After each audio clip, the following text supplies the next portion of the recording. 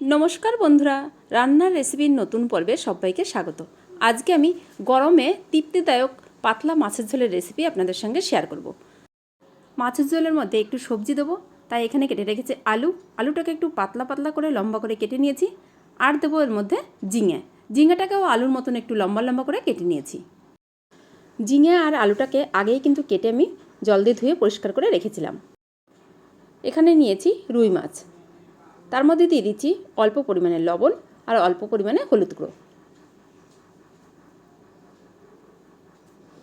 যেহেতু মাছের ঝোল অবশ্যই লাগবে মাছ, তাই আমি এখানে রুই মাছ ব্যবহার করছি। আপনারা চাইলে কাতলা মাছ বা যে কোনো মাছ দিয়ে এইভাবে পাতলা মাছের ঝোল তৈরি করতে পারেন। লবণ আর হলুদটা ভালো করে হাত দিয়ে ঘষে ঘষে মাছের গায়ে লাগিয়ে নিচ্ছি। লবণ হলুদ ভালো করে মাছের গায়ে লাগিয়ে নেওয়া হয়ে গেছে। এদিকে একটা কড়াইও বসিয়ে দিয়েছি।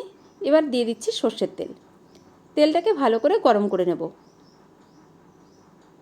আর যে কোনো মাছ ভাজতে তেলটাকে অবশ্যই কিন্তু গরম করে নেওয়া খুব প্রয়োজন, তা না হলে মাছ দিলেই কিন্তু সঙ্গে সঙ্গে লেগে যাওয়ার সম্ভাবনা থাকে।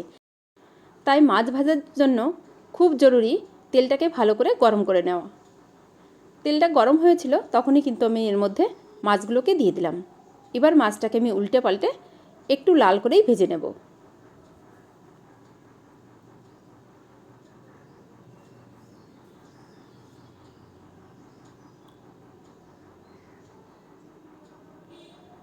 সমস্ত মাছগুলো কিন্তু আমার ভেজে নেওয়া হয়ে গেছে। এবার মাছটাকে আমি তুলে নিচ্ছি। এই তেলের মধ্যেই আমি ফোড়নটা দিয়ে দিচ্ছি। ফোড়নে দিলাম কালো জিরে, খুব অল্প পরিমাণে।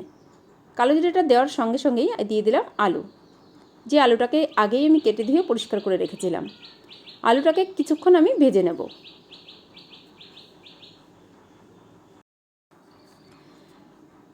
একটু সময় নিয়ে মিডিয়াম টু লো ফ্লেমে আলুটাকে বেশ কিছুক্ষণ ধরে লাল করে ভেজে নিলাম। এবার এর মধ্যে দিয়ে দিচ্ছি 1 চামচ মতন আদা বাটা। এই রান্নায় খুব বেশি মশলার ব্যবহার আমি করব না। আদা বাটাটা ভালো করে আলুর সঙ্গে নেড়ে মিশিয়ে নিচ্ছি। আদা থেকে কাঁচা গন্ধটা যখন চলে যাবে, তখন আমি এর মধ্যে অ্যাড করে দেবো আগে থেকে কেটে রাখা সেই ঝিঙের টুকরোগুলো। ঝিঙেটা সেদ্ধ হতে খুব বেশি সময় লাগবে না, তাই কিন্তু ঝিঙেটাকে একটু পরেই ব্যবহার করলাম। ঝিঙেটাকে দিয়েও আলুর সঙ্গে বেশ কিছুক্ষণ ধরে ভেজে নেব।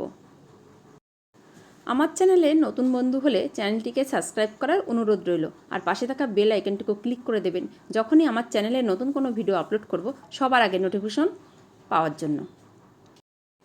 আর যদি আপনি ফেসবুক পেজে দেখে থাকেন, অবশ্যই কিন্তু আমার ফেসবুক পেজটাকেও ফলো করে নেবেন। এর মধ্যে এবার দিয়ে দিচ্ছি স্বাদ মতন লবণ আর দেবো পরিমাণ মতন হলুদ গুঁড়ো। লবণ হলুদটাকে দিয়ে আরও কিছুক্ষণ নাড়াচাড়া করে নিচ্ছি। আর এই নাড়াচাড়া করতে করতেই এর মধ্যে দিয়ে দিলাম 1 চামচ কাঁচা লঙ্কা বাটা।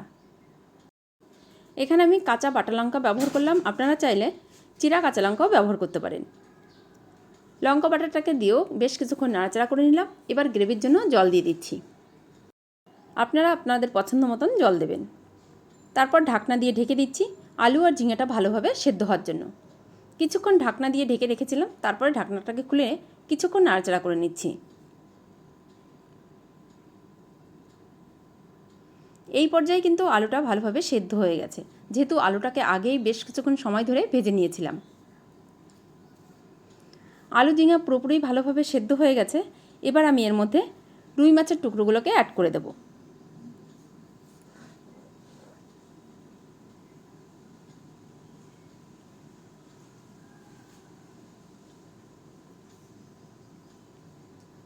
মাছগুলোকে অ্যাড করে দিয়েও ভালো করে নেড়ে মিশিয়ে নিচ্ছি।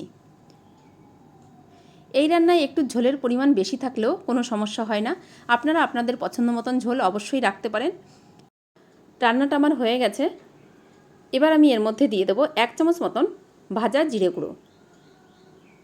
এর মধ্যে অন্য কোনো মশলা নেই, শুধু জিরে গুঁড়োই খালি খোলায় টেলে নিয়ে একটু ভেজে রেখেছিলাম, সেইটাই গুঁড়ো করে অল্প পরিমাণে দিয়ে দিলাম।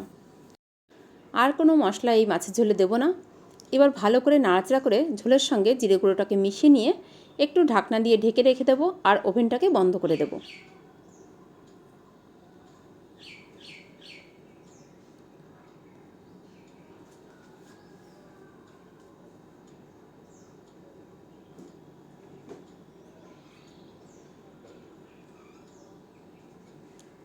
5 মিনিট পর ঢাকনাটাকে খুলে নিলাম। ঢাকনাটাকে খুলে নিয়ে এই মাছের ঝোলটাকে একটা প্লেটের মধ্যে আমি সার্ভ করে দিচ্ছি।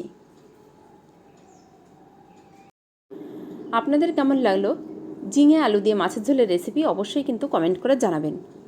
যদি ভালো লাগে ভিডিওটা একটা লাইক করবেন, আর বাড়িতে আপনারা এইভাবে যদি রান্না করেন অবশ্যই কিন্তু কমেন্ট বক্সে কমেন্ট করে জানাতে একদমই ভুলবেন না। আজ তাহলে এই পর্যন্তই। অন্য কোনো দিন ফিরে আসবো অন্য কোনো রেসিপি নিয়ে। ভালো থাকবেন, সুস্থ থাকবেন, আর অবশ্যই আমার চ্যানেলের সঙ্গে থাকবেন চ্যানেলটিকে সাবস্ক্রাইব করে। প্রথম থেকে শেষ পর্যন্ত মাছের ঝোলের ভিডিওটা দেখার জন্য ধন্যবাদ।